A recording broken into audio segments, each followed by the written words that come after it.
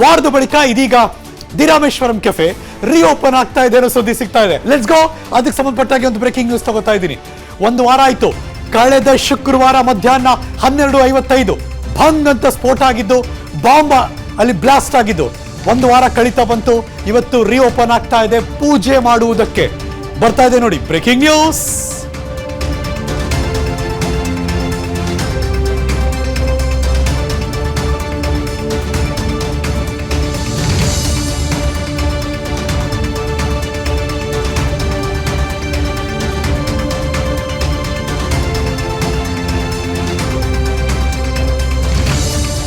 ಬೆಂಗಳೂರಿನಲ್ಲಿ the Rameswaram cafe 4 ಶಾಖೆಗಳನ್ನು ಹೊಂದಿದೆ.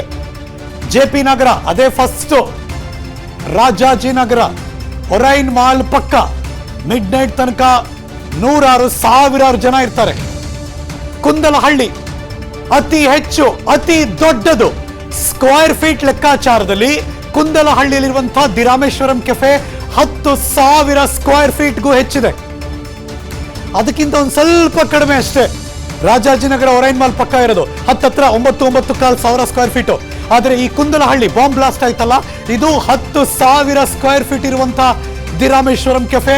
ಅತಿ ದೊಡ್ಡದು, ಅತಿ ಹೆಚ್ಚು ಜನರು ಸೇರುತ್ತಾರೆ ಈ ರಾಮೇಶ್ವರಂ ಕೆಫೆಯಲ್ಲಿ.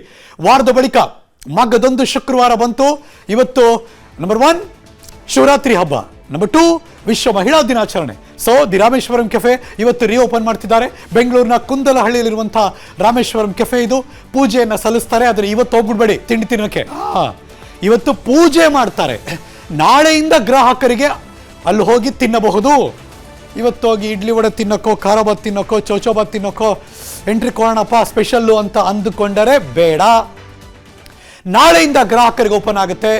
ಇವತ್ತು ಬರೀ ಪೂಜೆ ಪುನಸ್ಕಾರವನ್ನು ಅಲ್ಲಿ ಮಾಡ್ತಾರೆ. ಸೊ ಹಾಗಾಗಿ ಗೊತ್ತಿಲ್ಲ, ದಿ ರಾಮೇಶ್ವರಂ ಕೆಫೆ, ರಾಮ ಅನ್ನೋ ಪದ ಅಲ್ಲೂ ಇರೋದ್ರಿಂದ ಟಾರ್ಗೆಟ್ ಮಾಡಿದ್ರ, ಅಥವಾ ಅತಿ ಹೆಚ್ಚು ಜನ ಇಲ್ಲಿ ಬರ್ತಾರೆ, ಇದೇ ದೊಡ್ಡದು ರಾಮೇಶ್ವರಂ ಕೆಫೆಯಲ್ಲಿ, ಹಾಗಾಗಿ ಟಾರ್ಗೆಟ್ ಮಾಡೋಣ ಅಂತ ಅಲ್ಲಿ ಟಾರ್ಗೆಟ್ ಮಾಡ್ತಿದ್ದಾರಾ? ವಿ ಡೋಂಟ್ ನೋ ಏನೇನು ಬೆಳವಣಿಗೆ ಆಗುತ್ತೆ ಅಂತ.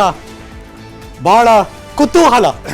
ಇದಕ್ಕೆಲ್ಲ ಉತ್ತರ ಸಿಗಬೇಕು ಅಂದ್ರೆ ಯಾರೋ ಇದ್ದಾನಲ್ಲ, ಅಥವಾ ಯಾರೋ ಸಪೋರ್ಟ್ ಮಾಡ್ತಾನೆ ಅಂತ ಈಗ ವಶಕ್ಕೆ ಪಡೆದಿದ್ದಾರಲ್ಲ, ಅಲ್ಲಿಂದ ಮಾಹಿತಿ ಹೊರಗೆ ಬರಬೇಕಷ್ಟೇ.